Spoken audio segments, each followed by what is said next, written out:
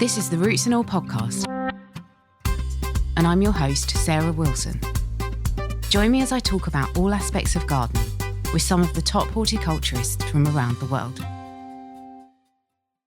Hello and welcome to this week's episode, where my guest is Sarah Dodd, aka the tree-hugging lawyer.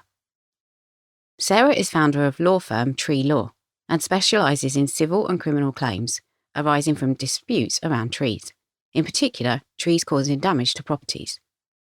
She's also the host of Tree Law TV channel on YouTube, and today we find out all about her background, her work, and the law as it relates to trees. I'm a solicitor. I've been a solicitor for 22 years now, I think. I trained with the NHS, then I did 20 or so years in corporate business. And then back in early 2021, I decided to realise a long-held ambition to start my own business and launched Tree Law. That was quite a long time in the making. So we launched on the 1st of November 21. So I'm the director and owner of Tree Law, which is a law firm specialising in legal claims and disputes arising out of trees. Right. And does that involve domestic as well as commercial clients? Yes, it's both. Mostly domestic at the moment, but my clients tend to be individuals, domestic property owners, public sector tree owners, and insurance companies. So a little bit of a mix. And is that all across the UK? Yes, it is definitely all across the UK. So I'm based in South Wales. I'm not sure if you can hear a Welsh accent slightly, but actually hardly any of my clients are in Wales. I've got a couple, but mostly in sort of London and the South East, I think is where most of my clients are. But it's UK wide. Are you doing quite unusual work then? It sounds as if you're, getting a lot of work. Are there many people doing what you do? I don't think I have a direct competitor in that there's a law firm that specialises in all sorts of trees around claims. I think various law firms will specialise in different sorts of parts of the law around trees, if that makes sense. Yeah, I don't think there is one who is competing by doing exactly what I'm doing. And why trees for you? That's a good question. Why trees? The claims that I've been dealing with when I was working in corporate law largely involved trees. They were very much dealt with in a traditional way. And when I say traditional way, I mean, we've always done it like this, so let's keep doing it like this, which involved if a tree was a risk to causing damage to a property, then step one would be remove the tree. And that was sort of done without any, what I felt was much consideration as to whether that was absolutely necessary or whether it was the right thing to do or whether perhaps it was the right thing to do, but we're in a climate crisis, so let's think of some other alternatives. And I was thinking, how are these legal claims going to change given the climate crisis and the fact that we need to keep as many trees as possible? Lots of tree owners, like public sector tree owners, are going to be targeted and actually mandated to keep as many trees as possible and actually plant more. Especially in urban areas, what's going to happen. So that's why trees. I think I've been dealing with lots of tree claims, realised that they needed to change. I really wanted to focus on trying to create a new way to do them, which actually looking back could have been quite naive, thinking, I'll just set something up and do it differently. Because obviously that's pretty tricky. But that's why I wanted to focus on trees. Yeah, it does sound like you're fairly pioneering. And is that why you've got your nickname, which is the tree-hugging lawyer, I believe?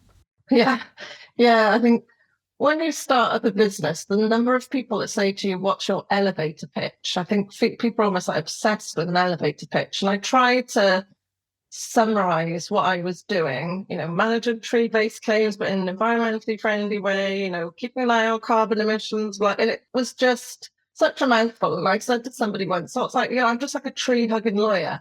And I could see that the penny dropped immediately. And I thought, as much as I'd almost shied away from that initially as a description, it just is such a perfect way to sum up the ethos of the business in a little bang bite. And then I can go on and give more explanation if they want more.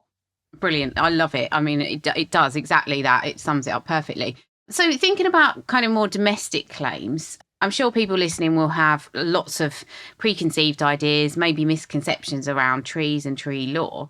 But I thought perhaps you could start by just talking about some of the really common disputes that you find between neighbours that involve trees.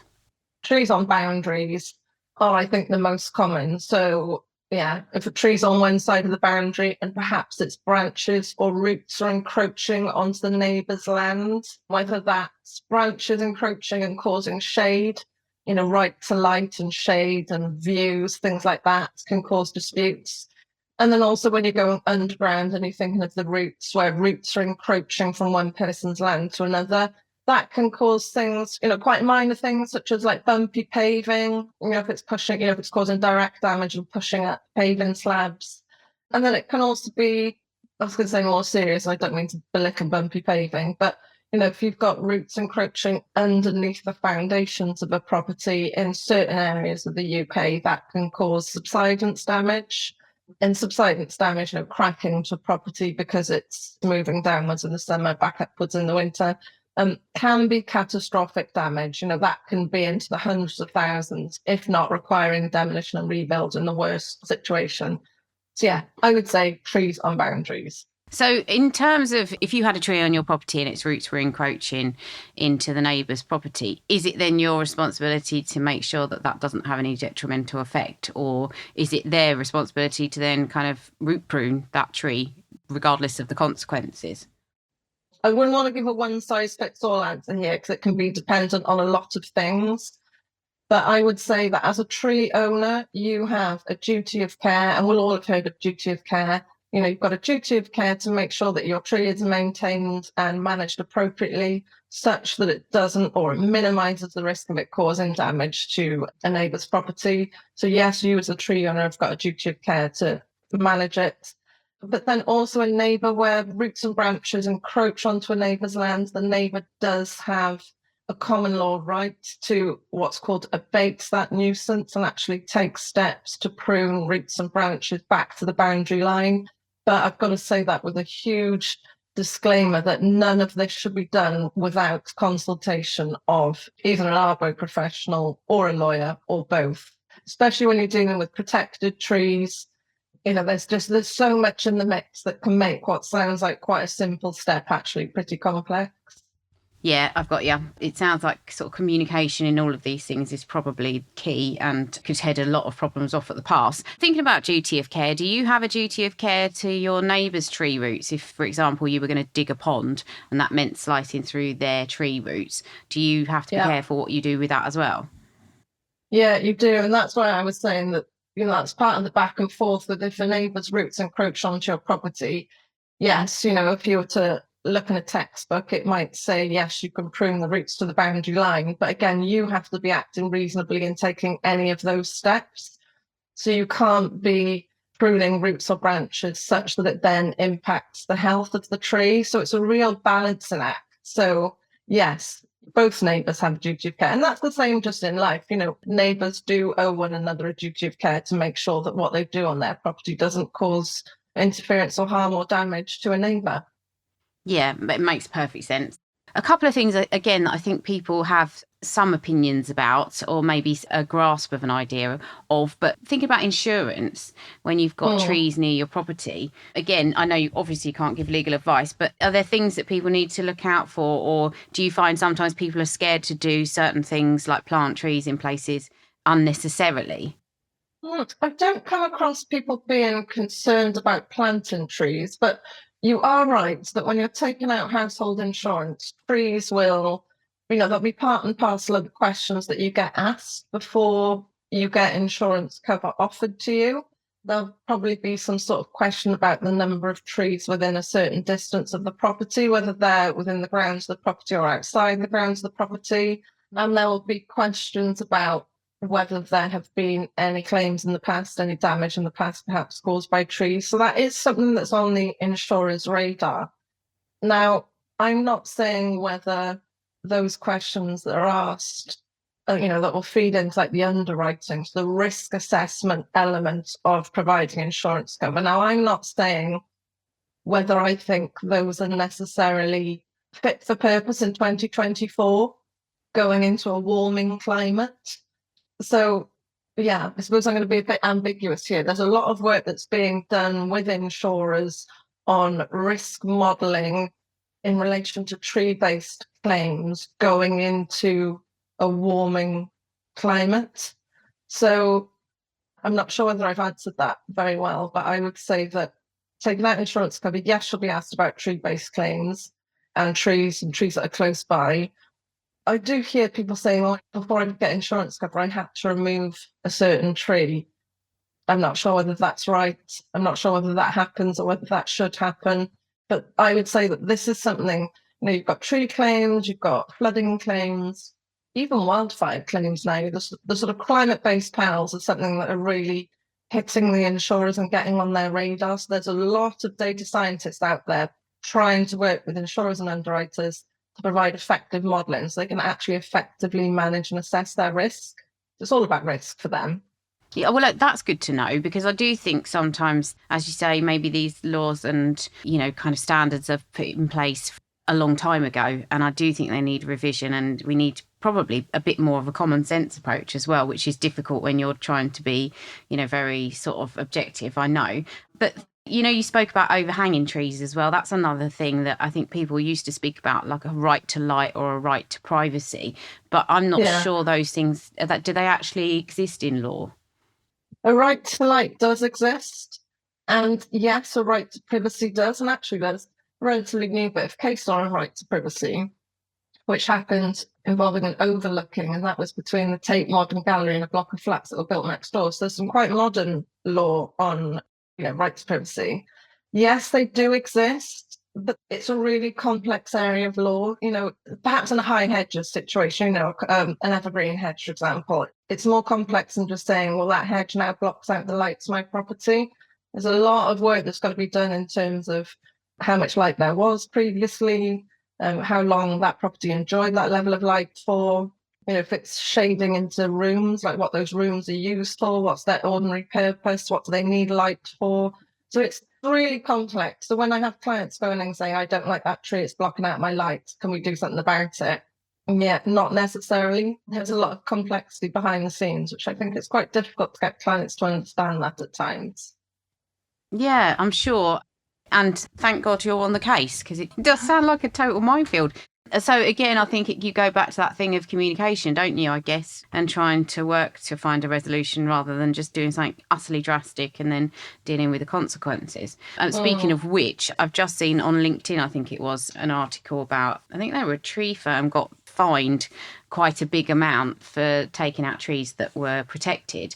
Can you talk a little bit about TPOs? And again, maybe if there are any misconceptions around it, or people think that it's easy to get a TPO, or I think there's also a belief actually that it's easy to just override them and deal with the consequences later. But I have a feeling maybe that's changing as well, is it?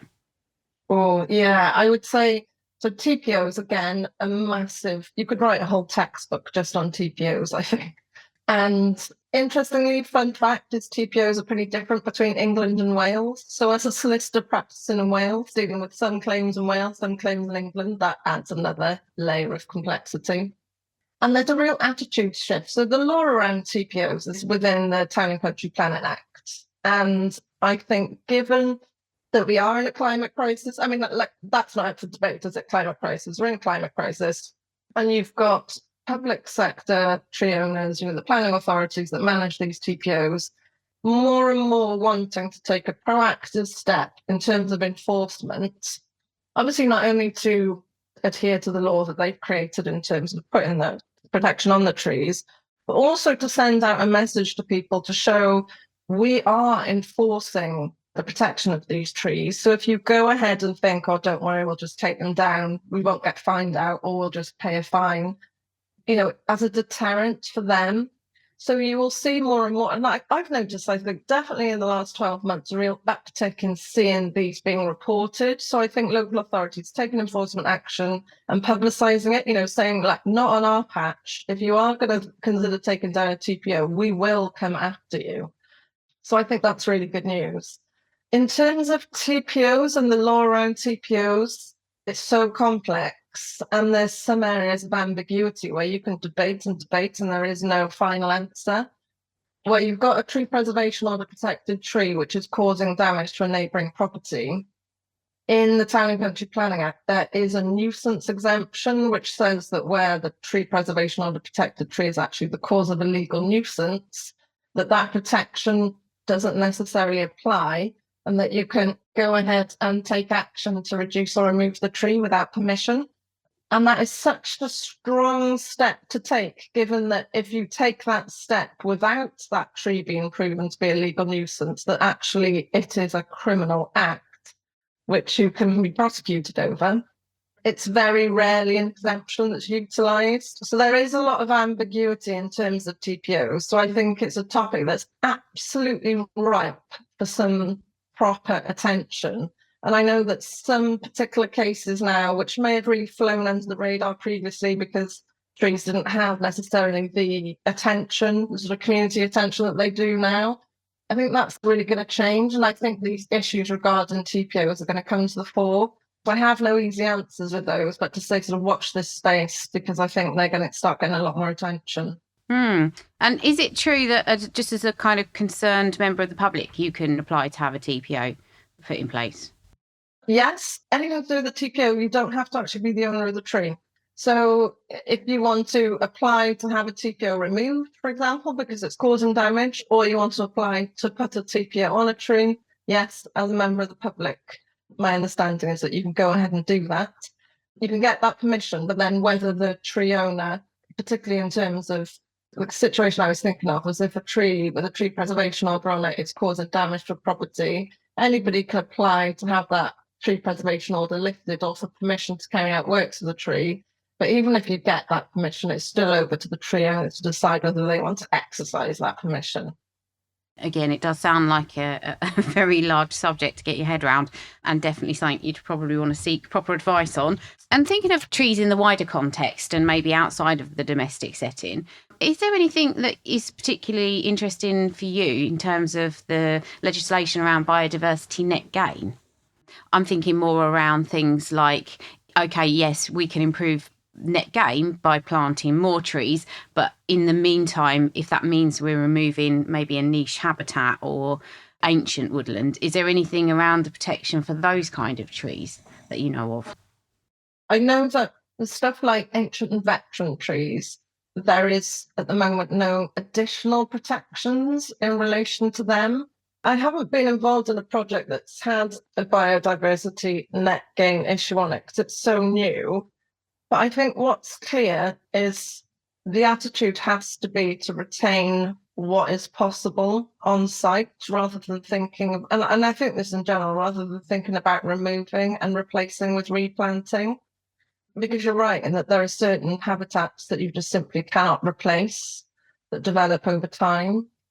But yeah, I'm not sure I'm going to be able to give you a really full answer on that, Sarah. Sorry. As you say, it's tricky, and it is a bit of a minefield, I think, and it's probably something that will, carry on and develop as we go through the process and over time. Again, speaking about trees in the wider context, I'm assuming that, given your stance and your elevator pitch, do you think that there is enough done to protect trees through the law, or do you think we've got quite a long way to go? Well, that's a good question. The common law that I deal with, nuisance and negligence and whatnot, that is made by judges' decisions. And, I say not many of these claims go before judges. You don't get very many judgments that sort of create and iterate on that law very often. And I'm confident that there's going to come a time when one of these cases gets before a judge and actually the judge or judges talk about the public policy issue of climate change requiring a slightly different outcome to one that may have been perhaps appropriate back in, 1995, for example. But then I worry that I'm thinking that because this is my day in, day out, and I worry that day may take a bit longer to come than I hope it does.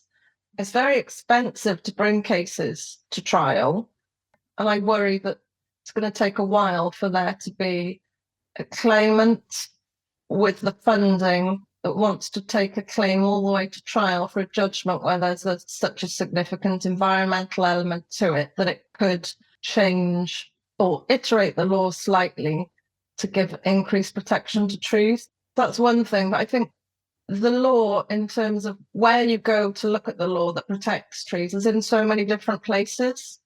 It's in those judgments that I was talking about. It's in those contracts of insurance and, household insurance, and that's law, that's contract law. It's in statutes, it's in the Town and Country Planning Act, it's in the Environment Act, for example. You were talking about biodiversity net gain, that's in the Environment Act. The Environment Act also brings in issues around trees with a duty to consult. So if a public sector tree owner wants to remove a street tree, they have to consult with their local residents. So it starts getting involved members of the public into those claims. So it is in lots of different areas, but I don't think it's currently fit for purpose. And I think there is a lot of change that is needed. And I don't know how long that's going to take for that change to come. I'm thinking positively and thinking next time when these big cases get to court, the environment's bound to sort of weave its way throughout the judgment. But I don't want to be disappointed and see that that doesn't happen. So I will keep my fingers crossed. I am very much of the opinion that I don't like to sit back and wait because I'm massively impatient. So given that point of view, is there anything that individuals can do to kind of make change or to make their voices heard more? The best thing individuals can do is to stay involved in what's happening in their local community. I mean, I suppose things like the Sheffield Street tree issue, I'm not meaning to belittle it by calling it an issue, leading into things like the Environment Act. The Environment Act and the bit about local authorities needing to consult with local residents on tree removal, that is largely as a result of the Sheffield Street tree protesters and what happened there, to try and stop that happening again. So I would say, as members of the public, keep an eye on what is happening. If the duty to consult is only recently live, so you will start seeing local authorities wanting to consult with residents on street tree removal. And to do that, you'll see notices pinned on trees. So I think it's, keep an eye out for things like that. Get involved, make an objection if you think you want to. There'll be a process on the notice which will advise you how to make an objection. So yeah, but I feel like I could be saying the obvious here because I think a lot of people are already doing that, getting in contact with their local authorities. I don't want to be a nuisance myself, but, make your voice heard. So whether that's needing to raise a complaint to the local authority or the local government ombudsman, or raise a complaint in terms of insurance, how insurance might be doing with things. For example, there's always the insurance complaint system and then the financial ombudsman service as a complaint. Using those tools. The absolute nuclear tool that you can use in a lot of these situations is judicial review. Now, I've spoken to quite a few campaign groups about whether or not to use a judicial review, which is basically when you bring a legal claim to the court saying that you think that the decision made by that public body was wrong. That's got to be done quickly. That's got to be done within 6 months of a decision. So if that is ever to be considered, you need to move fast. So if you want to be involved and you've got loads and loads of money to spend on this sort of thing, then you need to be proactive and move quickly. Yeah, so I don't know whether that's a very coherent piece of advice, but I would say sort of keep your eyes open, pay attention, and act quickly. On advice, though. Act on advice. Yes, yeah, absolutely. And speaking of which, if people did want to find you, and I'm sure if anyone's got any tree concerns in a legal manner, you would be the first person to ring. How can they find you?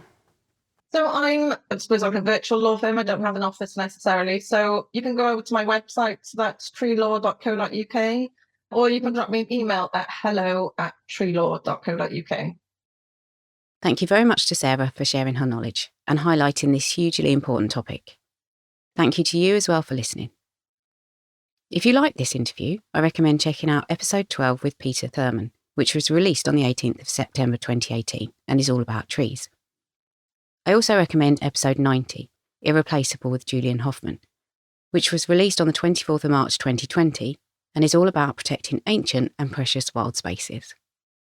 You can download or listen to the podcast direct from the website rootsandall.co.uk. Please also check out my Patreon, where you can make a one-off donation or take out a monthly subscription to help support the podcast.